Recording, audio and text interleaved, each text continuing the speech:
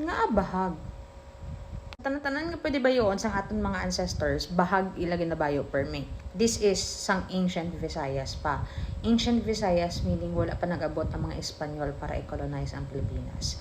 So, if you are like me, nga gapamangkot, kung nga bahag ang ilagay na soksok, gin-explain na ni William Henry Scott sa iya libro nga Barangay, 16th Century Philippine Culture and Society.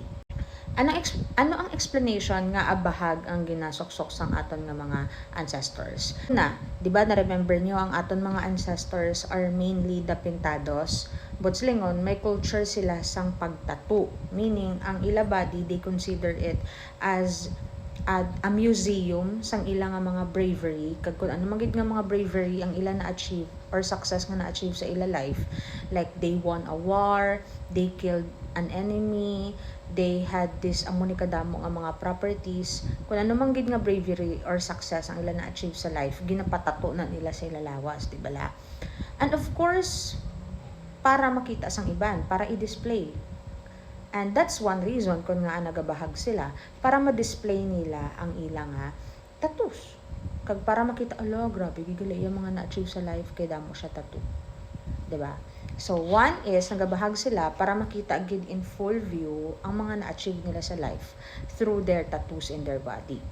Second reason is that, hambal ni William Henry Scott sa libro nga Barangay, basically, kung wala ka bayo, it shows you are strong. And ang pagsuksok sang bahag is a sign of masculinity sa mga lalaki. Okay? Anong silingon? It means nga regardless kung ano ang klima, like kung tugnaw man or init, kung the more ka nga nagabahag lang, it means you are strong, you are healthy sa mga lalaki, and damo ma-believe sa imo because it's a sign of masculinity ang pagsuksok sang bahag. Kung wala ka nagasuksok sang bahag, it means your body is weak. And you are, as a person, as a man, also weak. Usually, ang nagasuksok lang ang nagasuksok sampaw over the G-string, over the bahag, ang mga old men, mga young man, may mga bata. Otherwise, ining mga mature men, they don't wear the bahag to show nga very healthy sila. It's a sign of masculinity. Okay? So again, sa ancient Visayan society, nga nagabahag ang aton mga ancestors, duwa ka rason. Una, para ipakita ang ilang mga tattoos because their tattoos are actually, their body is actually a museum of their successes in life, no? Para mas makuha nila ang